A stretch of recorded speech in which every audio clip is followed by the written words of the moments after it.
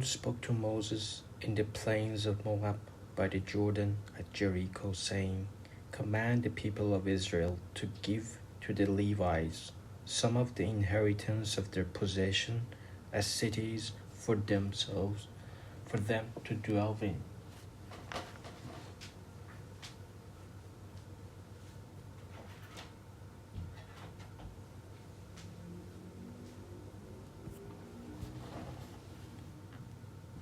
And you shall give to the Levites pasture lands around the cities.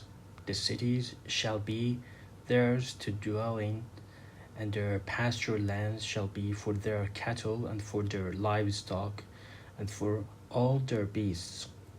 The pasture land of the cities which you shall give to the Levites shall reach from the wall of the city outward 1,000 cubits all around, and you shall measure outside the city on the east side 2,000 cubits, and on the south side 2,000 cubits, and on the west side 2,000 cubits, and on the north side 2,000 cubits, and the city being in the middle. This shall belong to them as pasture land of their cities. The cities that you give to the Levites shall be the 6 cities of their refuge, where you shall permit the manslayer to flee. And in addition to them you shall give 42 cities. All the cities that you give to the Levites shall be 48, with their pasture lands. And as for the cities that you shall give from the possession of the people of Israel, from the larger tribes you shall take many, and from the smaller tribes you shall take few, each in proportion to the inheritance that it inherits, shall give of its cities to the Levites. And the Lord spoke to Moses, saying, Speak to the people of Israel. Say to them, when you cross the Jordan into the land of Canaan, then you shall select cities to be cities of refuge for you, that the manslayer who kills any person without intent may flee there. The cities shall be for you a refuge from the avenger, that the manslayer may not die until he stands before the congregation for judgment. And the cities that you give shall be your 6 cities of refuge.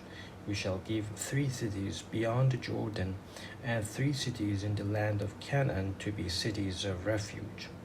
These 6 cities shall be for refuge for the people of Israel, and for the stranger and for the sojourner among them, that anyone who kills any person without intent may flee there. But if he struck him down with an iron object so that he died, he is murderer. The murderer shall be put to death. And if he struck him down with a stone tool that could cause death, and he died, he is a murderer. The murderer shall be put to death. Or if he struck him down with a wooden tool that could cause death, and he died, he is a murderer. The murderer shall be put to death. The avenger of blood shall himself put the murderer to death. When he meets him, he shall put him to death. And if he pushed him out of the hatred, or held something at him, lying in wait, so that he died, or in enmity struck him down with his hand, so that he died, then he who struck the blow shall be put to death. He is a murderer. The avenger of blood shall put the murderer to death when he meets him. But if he pushed him suddenly without enmity, or held anything on him without lying in wait, or used a stone that could cause death, and without seeing him dropped it on him, so that he died, throughout he was not his enemy, and did not seek his harm, then the congregation shall judge between the manslayer and the avenger of blood in accordance with these rules, and the congregation shall rescue the manslayer from the hand of avenger of blood, and the congregation shall restore him to his city of refuge to which he had fled, and he shall live in it until the death of the high priest, who was anointed with the holy oil. But if the manslayer shall at any time go beyond the boundaries of the city of refuge to which he fled, and the avenger of blood finds him outside the boundaries of his city of refuge,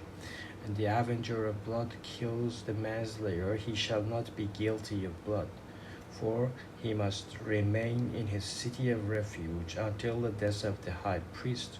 But after the death of the high priest, the manslayer may return to the land of his possession.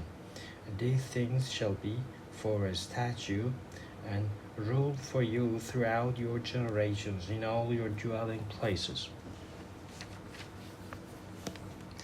If anyone kills a person, the murderer shall be put to death on the evidence of witnesses, but no person shall be put to death on the testimony of one witness.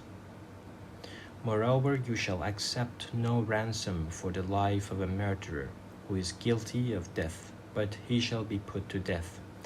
And you shall accept no ransom for him who has fled to his city of refuge, that he may return to dwell in the land before the death of the high priest. You shall not pollute the land in which you live, for blood pollutes the land, and no atonement can be made for the land for the blood that is shed in it, except by the blood of the one who shed it. You shall not defile the land in which you live, in the midst of which I dwell in, for I the Lord dwell in the midst of the people of Israel. The heads of the fathers' houses of the clan of the people of Gilead, the son of Mashur, son of Manasseh, from the clans of the people of Joseph, came near and spoke before Moses and before the chiefs, the heads of the fathers' houses of the people of Israel. They said, The Lord commanded my Lord to give the land for inheritance by lot to the people of Israel, and my Lord was commanded by the Lord to give the inheritance of Zelophehad, our brother, to his daughters. But if they are married to any of the sons of other tribes of the people of Israel, then their inheritance will be taken from the inheritance of our fathers and added to the inheritance of the tribe into which they marry. So it will be taken away from the lot of our inheritance. And when the jubilee of the people of Israel comes, then their inheritance will be added to the inheritance of the tribe into which they marry, and their inheritance will be taken from the inheritance of the tribe of our fathers. And Moses commanded the people of Israel according to the word of the Lord, saying, The tribe of the people of Joseph is right. That is what the Lord commands concerning the daughters of Zelophehad. Let them marry whom they think best. Only they shall marry within the clan of the tribe of their father. The inheritance of the people of Israel shall not be transferred from one tribe to another. For every one of the people of Israel shall hold unto the inheritance of the tribe of his fathers. And every daughter who possesses an inheritance in any tribe of people of Israel shall be wife to one of the clan of the tribe of your father, so that every one of the people of Israel may possess the inheritance of his fathers.